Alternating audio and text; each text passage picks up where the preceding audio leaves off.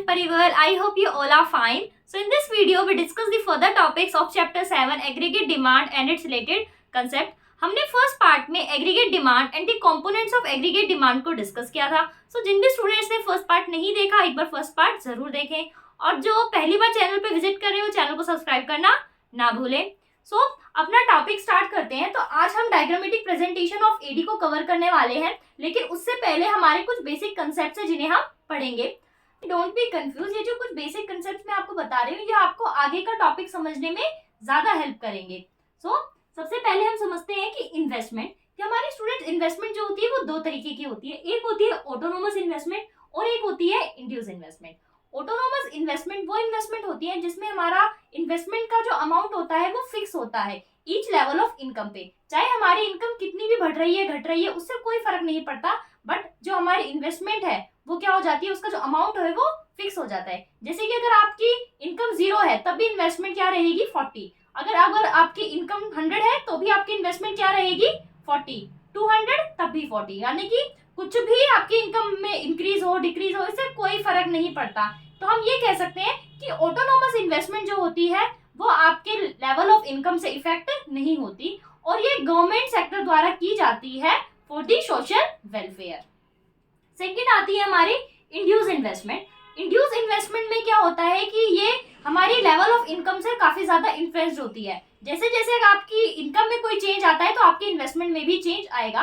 For example अगर आपकी investment 100 अगर आपकी इनकम 100 है तो आपकी इन्वेस्टमेंट 40 होगी, लेकिन जब आपकी इनकम 200 हो जाएगी तो यही इन्वेस्टमेंट बढ़कर 60 हो जाएगी. अगर आपकी इनकम 300 हो जाएगी तो यही इन्वेस्टमेंट क्या हो जाएगी आपकी 80 हो जाएगी. यानी कि जैसे जैसे आपकी इनकम बढ़ेगी वैसे वैसे आपकी जो इन्वेस्टमेंट है इंड्यूस इन्वेस्टमेंट भी क्या होगी बढ़ती रहेगी. यानी कि ये चेंज होती रहती है आपकी लेवल ऑफ इनकम पे और ये ज्यादातर प्राइवेट सेक्टर्स द्वारा करी जाती है.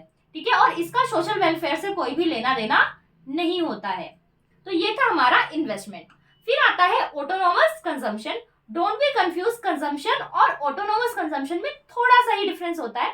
ऑटोनोमस कंजम्पशन वो कंजम्पशन होती है जब हम कुछ भी अर्न नहीं कर रहे होते उसके बाद भी हम कुछ कंज्यूम कर रहे होते हैं. ऑब्वियस सी बात है, भले ही हम अर्न ना करें बट फिर भी हमें कुछ ना कुछ तो कंज्यूम करना ही पड़ता है अपने सर्वाइवल्स के लिए, क्योंकि हमारी कुछ बेसिक्स नीड होती हैं. फॉर एग्जाम्पल ले लेते हैं जैसे कि कोविड. अब कोविड में लॉकडाउन लग गया था तो सारे काम बंद हो गए थे, बट उसके बाद भी हम क्या कर रहे थे, हम कुछ ना कुछ कंज्यूम कर रहे थे. हमारी इनकम 0 थी बट उसके बाद भी हम क्या कर रहे थे, कंज्यूम कर रहे थे. अब हम कंज्यूम दो ही तरीके से कर सकते हैं कि या तो हमने पहले सेविंग कर रखी हो, हम उसको क्या करेंगे निकालेंगे, that is called dissaving. जब हम पुरानी सेविंग्स को निकालते हैं तो उसे हम क्या कहते हैं, डिस सेविंग कहते हैं. या फिर हमें अपनी असेट्स को बेचना पड़ेगा या फिर किसी से उधार लेना पड़ेगा. फिर भी मतलब कोई भी सिचुएशन हो हमें कंज्यूम करते ही करते हैं. यानी कि हम ये कह सकते हैं कि जो कंजम्पशन होती है वो हमेशा क्या होती है, पॉजिटिव होती है, वो कभी नेगेटिव और जीरो नहीं हो सकती. तो ये हमारे कुछ बेसिक कंसेप्ट्स थे. आई होप कि आपके ये क्लियर हो गए होंगे. So now we discuss the diagrammatic presentation of AD. So students एक बात हमेशा याद रखना कि बोर्ड एग्जाम्स में बहुत ही रेयर होता है कि आपसे डायरेक्टली बोला जाए कि आपको ग्राफ बनाना है, आप ग्राफ को एक्सप्लेन करें ऐसे ऐसे करके. बट आपको क्या होता है कि नहीं बोला जाता, इनडायरेक्ट होता है बहुत ज्यादा. आपको खुद को जानना पड़ता है, देखना पड़ेगा कि क्वेश्चन में ग्राफ की नीड है या नहीं है. और अगर क्वेश्चन में ग्राफ की नीड है तो यू मेक श्योर कि आप ग्राफ बनाकर आए. इससे जो आपका पेपर होगा बहुत प्रेजेंटेबल बनेगा and you got good marks. So students अब हमको ग्राफ प्लॉट करने के लिए सबसे पहले कुछ डाटा चाहिए होता है. तो डाटा में जो पहला एलिमेंट चाहिए वो है y, that is income, c consumption, i investment and AD. जब मैं c और i को प्लस कर देती हूँ यानी कि c और i का जो समीशन होता है वो क्या बनता है, हमारा एग्रीगेट डिमांड बनता है. फॉर एग्जाम्पल जैसे कि हमारी कंजम्पशन क्या है इधर 40 है और इन्वेस्टमेंट भी 40 है. अब मैं 40 को प्लस करती हूँ तो क्या आता है 80. तो 80 क्या हो गया हमारा एग्रीगेट डिमांड हो गया. उसी तरीके से 120 प्लस 40 दैट इज 160. तो इस तरीके से हमने क्या निकाल लिया, हमारी एग्रीगेट डिमांड निकाल ली. अब आप एक और चीज नोटिस करोगे कि जब हमारी 0 इनकम ऑफ लेवल है, मतलब 0 लेवल है हमारी इनकम का, तो हमारी कंजम्पशन क्या है 40 है. ये क्या सिचुएशन है, इस सिचुएशन को हम ऑटोनोमस कंजम्पशन कहते हैं कि जब हमारी इनकम 0 होती है, जब हम कुछ भी नहीं कमा रहे होते और उस सिचुएशन में जब हम कंज्यूम कर रहे हैं तो वो ऑटोनोमस कंजम्पशन होती है. और ऑटोनोमस कंजम्पशन को अभी हम सी बार से डिनोट करते हैं। यही बात अभी हमने थोड़ी देर पहले भी डिस्कस करी थी। इसके बाद आ जाते हैं कि इन्वेस्टमेंट में भी हम एक चीज नोटिस कर रहे हैं कि जो इन्वेस्टमेंट है वो क्या है, कांस्टेंट है, मतलब कि सेम है बिल्कुल, 40 है। तो ऐसा क्यों है, क्योंकि हम एज्यूम कर रहे हैं ऑटोनोमस इन्वेस्टमेंट, और ये भी अभी हमने डिस्कस किया था।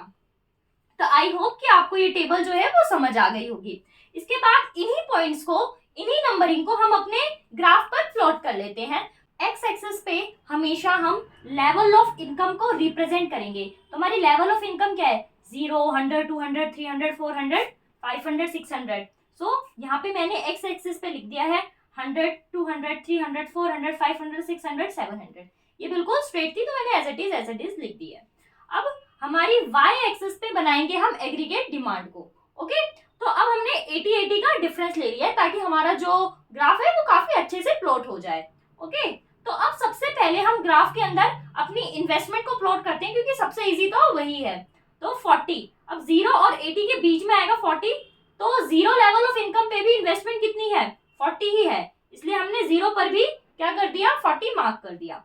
100 पर भी 40 है, 200 पर भी 40, 300 पे 40, 400 पे 40, 500 पे भी 40 और 600 पे भी क्या है हमारी 40 है। यानी कि हमारी जो इन्वेस्टमेंट की लाइन है वो पैरेलल है हमारे एक्स एक्सिस के, और इसे हम ऑटोनोमस इन्वेस्टमेंट कहते हैं। ठीक है, ये हमारी आई की लाइन हो गई। इसके बाद आ जाते हैं हमारी कंजम्पशन पे। तो 0 लेवल पे हमारी कंजम्पशन क्या है, 40 है, इधर क्या है 40, और 100 पे क्या है 120, वो इधर मार्क हो जाएगा। उसके बाद 200 पे है 200, 300 पे ऑब्वियस 280, 400 पे है हमारी 360, 500 पे हमारी 440 एंड 600 पे हमारी 520। ओके, तो इसकी लाइन जो है हम यहाँ से ज्वाइन करेंगे, मतलब 0 से नहीं है ये, उसके ऊपर से, क्योंकि कंजम्पशन कभी भी मतलब 0 नहीं होती, ना ही कभी नेगेटिव होती है, ये हमेशा क्या रहती है, पॉजिटिव रहती है, और 0 से अबव होती है। ये लाइन बनी हमारी। इसके अब एडी मार्क करते हैं। तो 0 पे है हमारी 80, 100 पे है 160, 200 पे है 240, 300 पे है 320, 400 पे है 400, 500 पे हमारी 540 एंड 600 पे हमारी 560। ओके, तो ये हमने एडी मार्क कर लिया। बोर्ड पे जो होता है ग्राफ थोड़ा इधर उधर हो सकता है, लेकिन मैं आपको साइड में एक पिक शो हो रही होगी, उसमें आपको एकदम नीट और क्लीन ग्राफ दिखेगा कि आपका ग्राफ जो है वो कैसा बनेगा। सो याद रखना कि हमारे लेवल ऑफ इनकम और एडी के बीच में हमेशा एक पॉजिटिव रिलेशन रहता है। इस वजह से जो हमारा ग्राफ है वो अपर डायरेक्शन की तरफ जा रहा है। अगर हमारी लेवल ऑफ इनकम भी बढ़ेगी तो हमारा एग्रीगेट एक्सपेंडिचर और एग्रीगेट डिमांड भी बढ़ेगा, और अगर हमारी लेवल ऑफ इनकम कम हो रही है तो हमारा एग्रीगेट एक्सपेंडिचर और एग्रीगेट डिमांड भी क्या होगी, कम ही होगी। Aggregate demand and aggregate expenditure are the same thing, हमने फर्स्ट पार्ट में ये डिस्कस भी किया था। अभी हमने ग्राफ को ड्रॉ कर लिया है, अब हम इसके पॉइंट्स को डिस्कस करते हैं। तो फर्स्ट पॉइंट है AD is equals to C plus I. हम ऐसा एज्यूम करते हैं कि जो हमारा एडी है ना वो सिर्फ कंजम्पशन डिमांड और इन्वेस्टमेंट डिमांड का ही फंक्शन है, इस वजह से सिर्फ सी और आई को ही लेते हैं। Second is positive consumption even when the income level is 0। तो हमने इधर देखा कि हमारी जो कंजम्पशन है वो पॉजिटिव है, भले ही हमारी इनकम क्या है 0 है, तो इस सिचुएशन को हम ऑटोनोमस कंजम्पशन कहते हैं। Third point is slope of consumption curve. हमारी कंजम्पशन कर्व का स्लोप कैसा है, तो हमारी जो कंजम्पशन कर्व का स्लोप है वो अपर डायरेक्शन में जा रहा है। ऐसा इसलिए हो रहा है क्योंकि there is a positive relationship between the level of income and the consumption. अगर हमारी इनकम बढ़ेगी तो हमारी कंजम्पशन भी बढ़ेगी, और अगर हमारी इनकम कम होगी तो हमारी कंजम्पशन भी क्या होगी, कम होगी। ये दोनों सेम ही डायरेक्शन में चलेंगे, इसी वजह से जो इसका ग्राफ है, इसका जो स्लोप है वो अपर डायरेक्शन में गया है। Fourth is slope of autonomous investment curve, कि हमारे इन्वेस्टमेंट कर्व का जो स्लोप है वो कैसा है, पैरेलल टू एक्स एक्सिस। ये पैरेलल इसलिए है क्योंकि ये क्या है, ऑटोनोमस है, ऑटोनोमस इन्वेस्टमेंट है, ये सेम रहती है, इसी वजह से क्या है, ये पैरेलल हुआ है एक्स एक्सिस के। इसके बाद आ जाता है हमारा fifth point, that is slope of AD. तो जो एडी का स्लोप है वो भी कैसा बना है, अपर डायरेक्शन में ही जा रहा है। इसका रीजन भी सेम है कि लेवल ऑफ इनकम और एडी के बीच में भी एक एक पॉजिटिव रिलेशन रहता है। अगर इनकम बढ़ेगी हमारी तो हमारा एडी भी बढ़ेगा, और इनकम कम होगी तो हमारा एडी भी क्या होगा, कम होगा। तो जो हमारा प्रेजेंटेशन ऑफ एग्रीगेट डिमांड का टॉपिक है वो यहीं पर फिनिश होता है। आई होप कि आपको ये टॉपिक क्लियर हो गया हो, और अगर आपको वीडियो पसंद आए तो वीडियो को लाइक करें, शेयर करें और चैनल को सब्सक्राइब करना ना भूलें। और आप अपने डाउट्स कमेंट सेक्शन में भी पूछ सकते हैं। I am always there for you. So मिलते हैं नेक्स्ट वीडियो में, तब तक के लिए bye bye and take care.